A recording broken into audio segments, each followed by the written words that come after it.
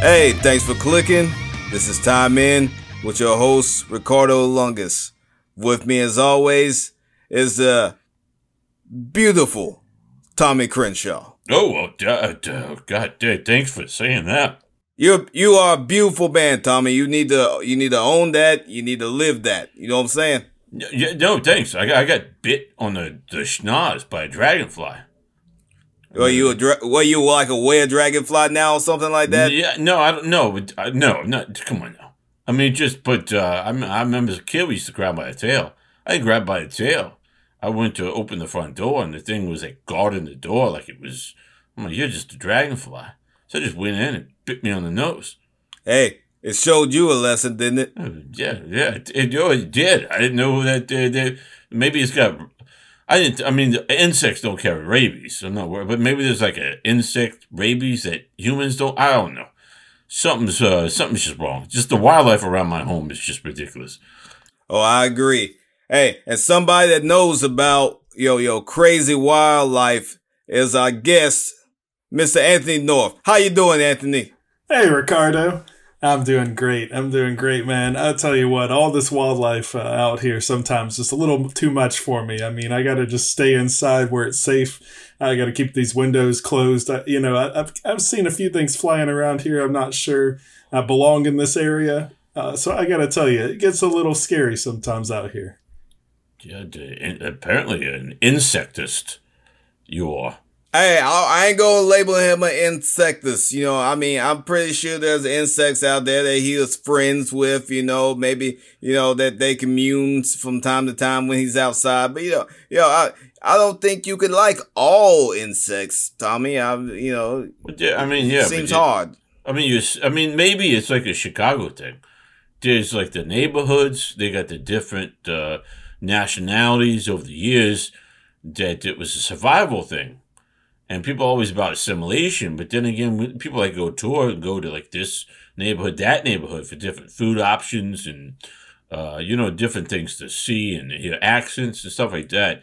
So assimilation is good, I guess, but also having the cultural identity is important. So maybe insects should do the same thing. Maybe like we need to tell mosquitoes to be over here. And it's not segregation. You go to school, work together and all that stuff. When you go home, you keep the roots, right? It's the best of both worlds. Hey, all I know is I don't want no bee, mosquito, hybrid dragonfly things flying all around. I don't need that, Tommy. I don't need that. You don't want the mixing of the insects. I don't want the mixing of the insects. That sounds like some Revelation Bible stuff that I don't need to be around. I don't need that happening to me, Tommy. I mean, hey, mosquitoes, I know you're going to bite me, but don't bite me. Bees, I'll let you do your thing, bees. You go in there and pollinate them plants and whatnot. But me personally, I don't need a mosquito bee. I don't need that. But yeah, you're saying that they're all doing that. But I didn't think that a dragonfly was going to hurt me. I mean, it's not the insects.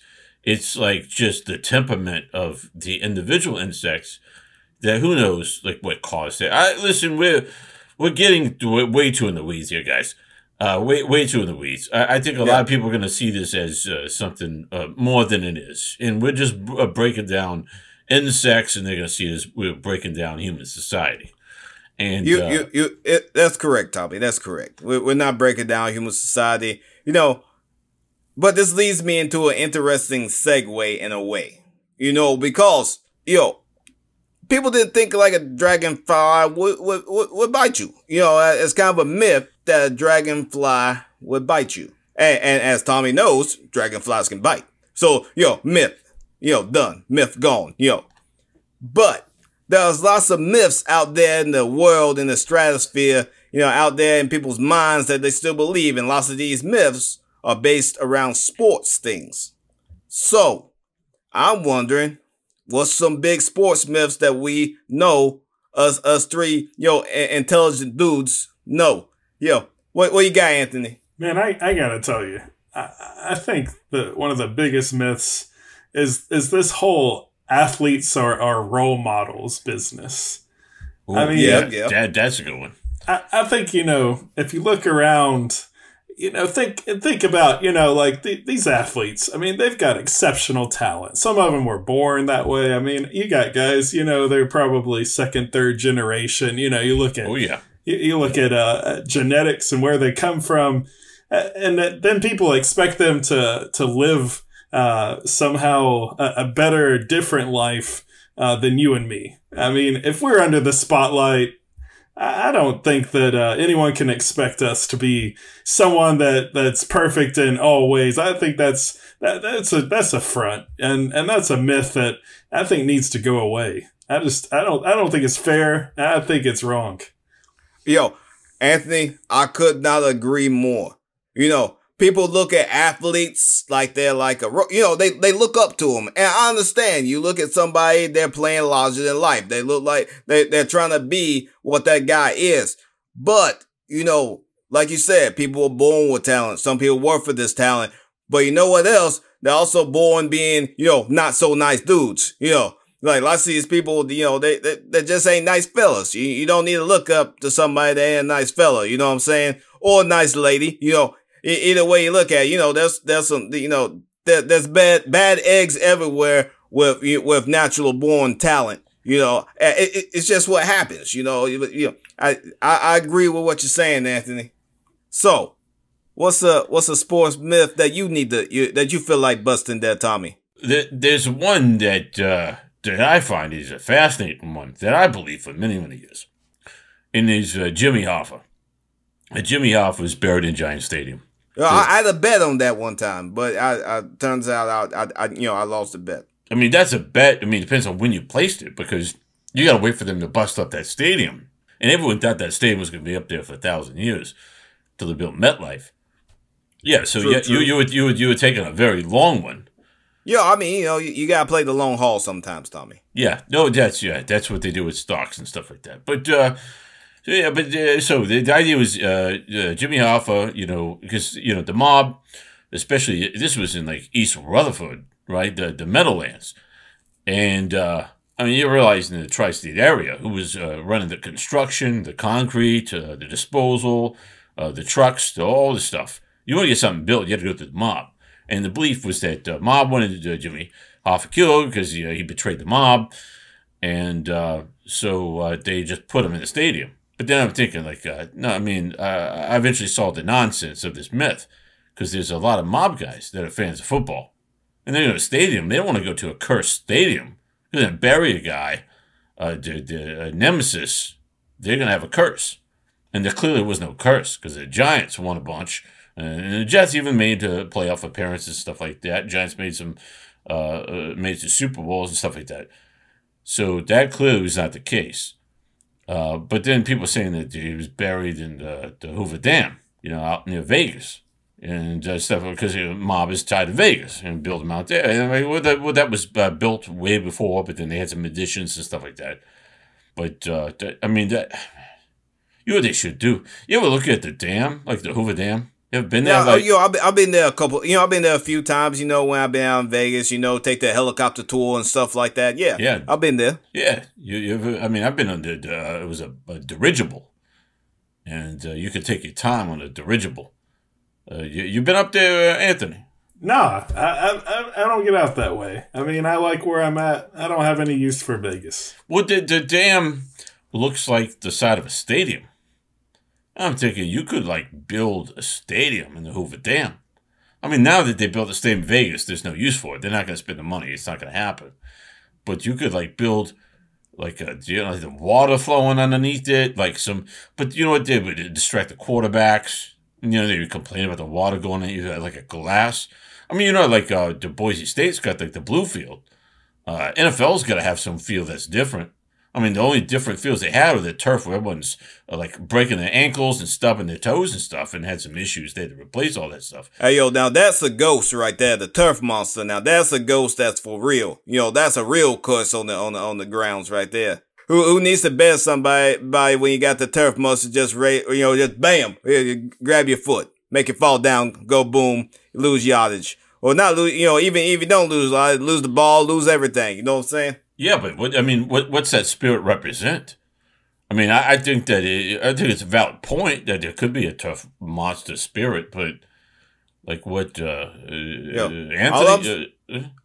all I'm saying is Jimmy Hoffa might not be buried in some of these stadiums, but there's probably some other dead people that are buried in some of this stadium. I'm not saying that the mob would do something like that. I'm just saying the mob could do something like that. And if they did, there's probably bodies in a bunch of different stadiums out there. What do you think, Anthony? I think you got to look it up. I mean, they need to be investigating some of these things. You look at the condition of some of these fields. I'm looking at FedEx Field. Look at Alex Smith and RG3. What happened to them? And how many days has it been since they buried a body in that dump? I mean, Daniel Snyder's just, I'm not saying anything, but Daniel Snyder's, you've got some question marks. And you wonder about him sometimes. And I just wonder about what are they doing to that field? Jimmy Hoffa's, he's out there. He's out there. Yeah, I mean, but maybe I was suggesting that maybe his body his ashes was spread at a turf factory. And he's in the turf of a lot of fields or something like that. Yeah. I mean, they do have to. I mean, they got a lot of lines to draw. I mean, they're looking sometimes to save some money, and create maybe mass impact. I mean, I think though I don't know that. They're not going to curse their own I mean, because mobs all over the place. They're not going to. They're going to stop going to football games and stuff like that, and losing out on bets. And maybe that's why they did it. Maybe they were hoping that he would curse some bad teams. They would know that his spirit was going to curse certain teams, and they could, because they're all into the gambling stuff. So they could make some money on loan sharking and stuff like that. I don't know. I just think, not to get derailed here, but the stadium thing, I'm just thinking about the Hoover Dam Stadium thing. They should have, that's what Vegas should have really done. They should have built that stadium. You know what's a good one? You know who's up for a new stadium? Is Buffalo. And what Buffalo is close to, they could put it in a Niagara Falls. That'd be an attraction. That'd be an attraction, And, everybody's, people go up to Niagara Falls for their honeymoons and whatnot, man. Hey, you go a honeymoon, you see Niagara Falls, you see the Bills, you get the, best of both worlds, even though I'm not the biggest Bills fan, but either way. Yeah, you could put the stadium in the bottom of the falls. And people say, oh, the Canadian side is better. Oh, the American side is better. What if you could see both from the stadium? You could just build it up on some rock, what do they call it? The rip-rap stuff, whatever the stuff. You put the rocks and stuff, and you could build a stadium up. That way, it's not going to float away. But you could have it, and you could cut it in such a way to where you see I mean, would that make football players just stop playing? I mean, you're seeing such a beautiful view. I don't know. It seems like it'd be a nice thing to do. I mean, I think the cost would be exorbitant to do such a crazy thing. I think it's just a little bit too much. Just take rocks from the falls and build a stadium. They gotta cost that much. I mean, come on. What do you say, Anthony? I don't think a stadium's got to necessarily, be this gigantic structure. We could put a field out on Niagara Falls. I mean, I think you could make it a beautiful, majestic landscape, a place where people like Ricardo says, a place you can take your wife on a honeymoon. You can enjoy a romantic evening. You can also, watch the Bills, smash the Steelers, sitting out, on the edge of a beautiful waterfall. This is a great idea. I do agree, Tommy. It is a great idea. What if you had slides, you park your car in the parking lot, which is obviously going to be above ground, up at the top, the visiting areas, and then you slid into the stadium on a slide, and you just slid into your section, and then walked up to your seat. It was that easy. What if you you could do? I mean, because you're at the bottom, and you could have the flying Wallendas doing the trapeze act above you, planes that do the fly over stadiums. You have the planes, you could just, because they're not gonna, you can't fly that low, so you got to have something, But I just think it's going You to. better I don't have know. a pretty good lawyer. I mean, I think you might have a few issues with that idea. Yeah, you can't have a F-14 Tomcat flying at 5 feet above like the parking lot, and then just go over the stadium. That's just not. That's a lot of people are gonna die, but I don't know, it might be worth it. It might be. It might be. I think there could be. It could be some money to be made with these kind of ideas. They're a little out of this world. I mean, I look outside and I think to myself, is that what I want football to be? But I'm open. Well, F-15, if you put you make a drive across it or something. But I'm just saying that the NFL is gonna like improve on the stadiums. They're gonna get.